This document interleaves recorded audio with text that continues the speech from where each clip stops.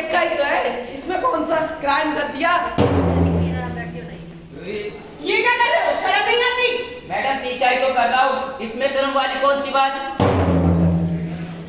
ये क्या बदतमीजी है? इससे क्या पूछती हो जाने मन? ये तुम उस खुदा से पूछो जिसने तुम्हें इतनी शिद्दत से बनाया है।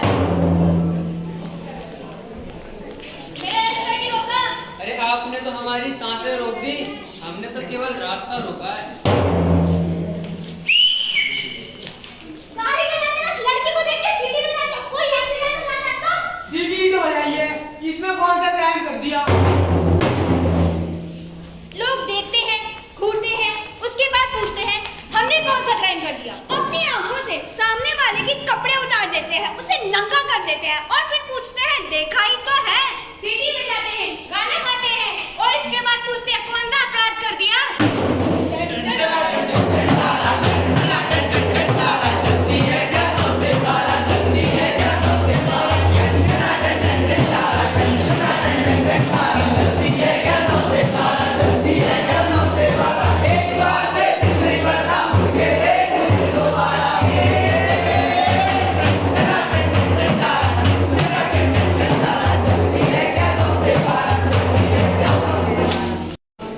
टोटा है मेरी जान, टोटा। भाई है भी तो मॉडल। कहा मैडम, लग होगा क्या? बॉम्ब है यार।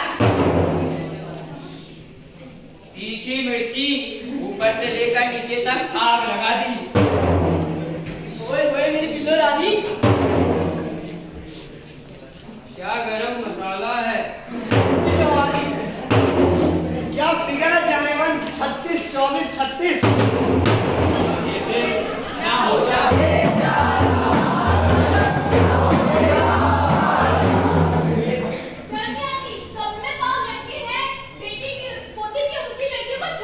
अरे मोरी बिटिया, उम्र में क्या रखा है? अभी तो मैं जवान हूँ। घर में माँ बहन नहीं है क्या? घर में माँ भी है और बहनें भी, पर अपनी माँ और बहन को छेड़ता है क्या? और आज स्वामी से हद होती है बदतमीजी की। Madam. It's too much। Madam आप तो बुरा ही मान गए, गरम मसाला ही तो कहा था, आप हो भी तो। अब परेशान किया तो पुलिस को फोन कर दूंगी। हमने कौन सा अपराध कर दिया? आप हो इतनी खूबसूरत, क्यों भाई हो? मैडम है भी तो। शर्म ना आवे, मस्करी करने में। अरे मैडम जी, आप तो सह पर तड़े देख के चली जाओ ऐसे। शक्ल से तो तुम पढ़े लिखे लगते हो, फिर ये छिछोरापन क्यों? मैडम पढ़े लिखों के दिल क्या पत्थर के होते हैं? Behave yourself, you bastard। ओ तेरी, मैडम जी ने तो अंग्रेजी की टांग ही तोड़ दी। एक minute, I love you too जी। सड़क हो या ऑफिस, बस या मेट्रो, कोई स्कूल की बच्ची हो या फिर कोई औरत, हर किसी को ऐसी परिस्थितियों का सामना करना पड़ता है। अब्यूज करने वाले कहीं अलग से नहीं आते, ये कोई प्रोफेशनल क्रिमिनल नहीं होते, ये होते हैं हम और आप जैसे लोग। हमारे समाज में घरों से लेकर ऑफिस तक, स्कूल से लेकर कॉलेज तक, हर जगह महिलाओं के प्रति हिंसा होती है, जिसका सबसे बड़ा माध्यम होता है उसका शरीर, जिसे टॉर्चर करके आदमी अपनी मर्दानगी साबित करने की कोशिश करता है। लड़कियों को पैदा होने से पहले मार देना क्या महिलाओं के खिलाफ अपराध नहीं है? लड़कियों को पैदा ही ना होने देना, इससे बड़ा अपराध और क्या हो सकता है?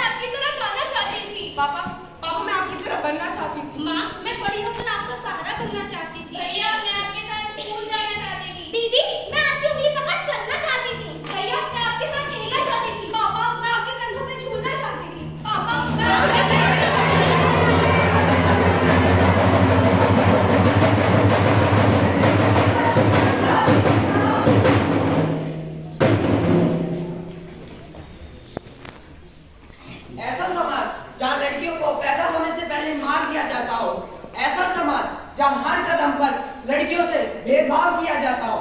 स्कूल में, ऑफिस में, ससुराल में, मायके में, घर में। ऐसा समाज जहाँ लड़कियों को दहेज के नाम पर जलाया जाता हो, उन्हें डराया जाता हो। ऐसा समाज जहाँ लड़कियों के साथ खुलेआम छेड़खानी की जाती हो।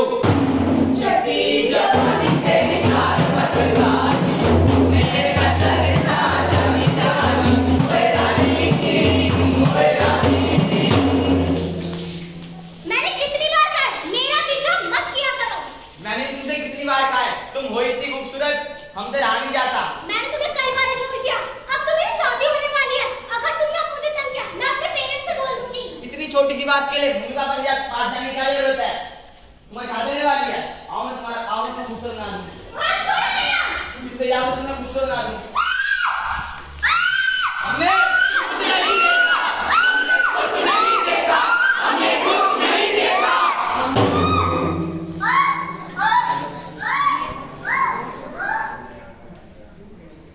अगर कोई लड़की किसी लड़के से बात नहीं करती या फिर उसका ऑफर एक्सेप्ट नहीं करती, या तो उसे गोली मार दी जाती है या फिर उस पर एसिड फेंक दिया जाता है।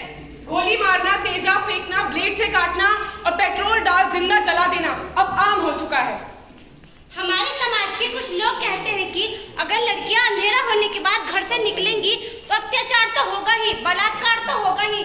हमारे समाज के कुछ लोग कहते हैं कि लड़कियां छोटे कपड़े पहनकर घर से निकलती हैं और लड़कों को उकसाती हैं, इसलिए ये सब होता है।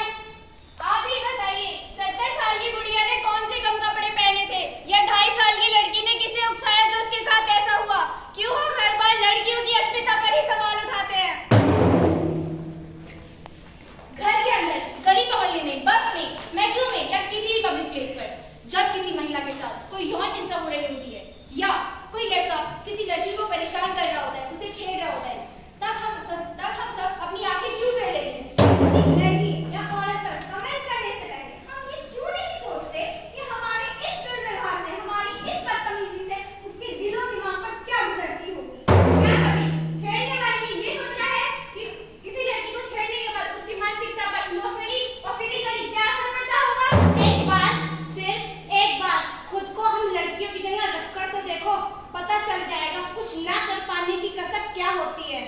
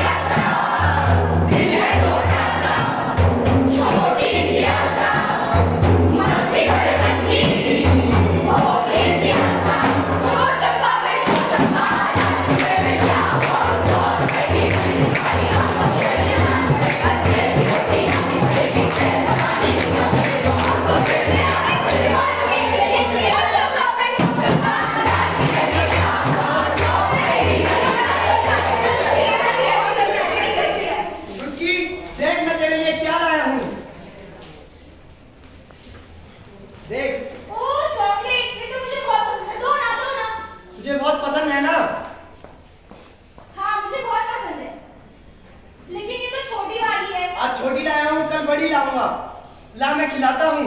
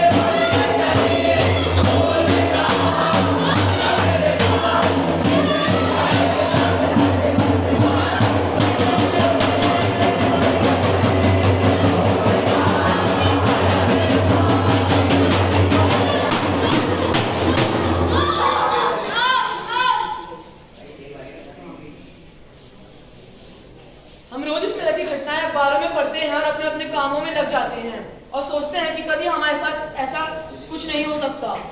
2.5 साल की बच्ची से लेकर 80 साल की गुड़िया के साथ भी यौन हिंसा होती है।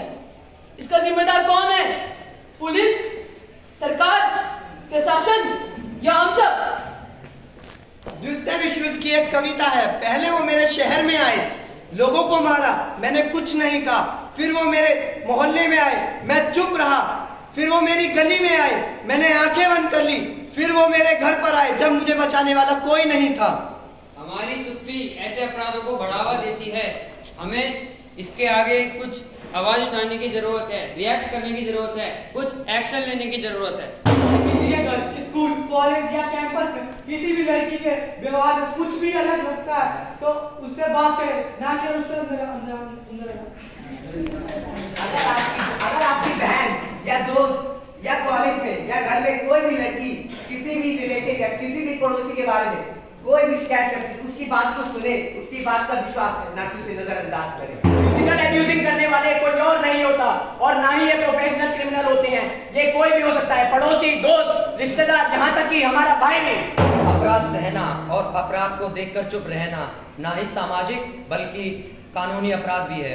यदि आपके पास आस पड़ोस, घर पड़ोस में या स्कूल कॉलेज कैंपस कहीं भी शोषण, लड़कियों के साथ छेड़छाड़ या कोई भी यौन हिंसा होती है तो आप चुप न रहें, तुरंत एक्शन लें। एक्शन लीजिए, सतर्क एक्शन लीजिए। पुलिस एवं स्थानीय लोगों के साथ मिलकर उनके मामले में दखल लीजिए। समाज के बंद दरवाजे पर दस्तक दें। ऐसा समाज जहाँ पर बेटी बचाओ बेटी पढ़ाओ जैसे नारों का रोज यूज होता है, इसकी जगह हमें बेटों को समझाना चाहिए। बेटे समझेंगे तो लड़कियां सुरक्षित रहेंगी और फिर पढ़ लिख कर अपने माँ बाप का सहारा बनेंगी। याद रखिए, ये देश सिर्फ मर्दों के लिए आजाद नहीं हुआ था। संविधान ने सबको एक जैसा हक और अधिकार दिया है। तो मर्द कौन होते हैं औरतों की आजादी को नियंत्रित करने वाले?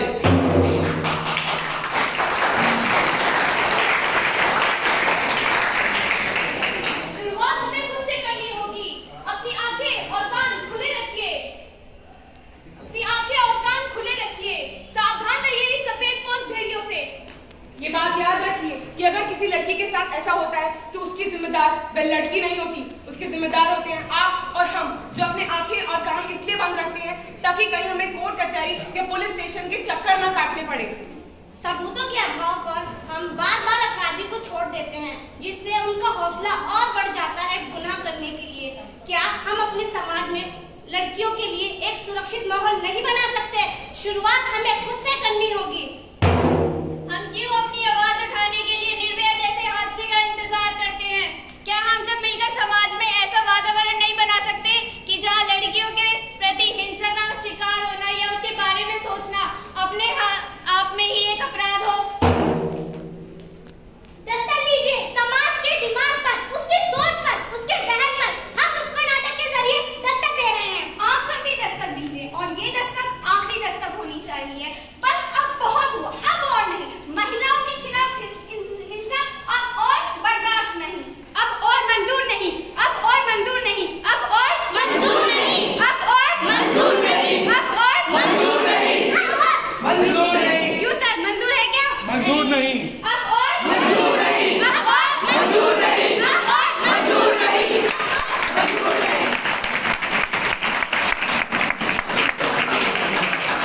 तू जिंदा है, तू जिंदगी की जीत पर यकीन कर। अगर कहीं है स्वर्ग तो उतारना जमीन पर। तू जिंदा है, तू जिंदगी की जीत पर यकीन कर।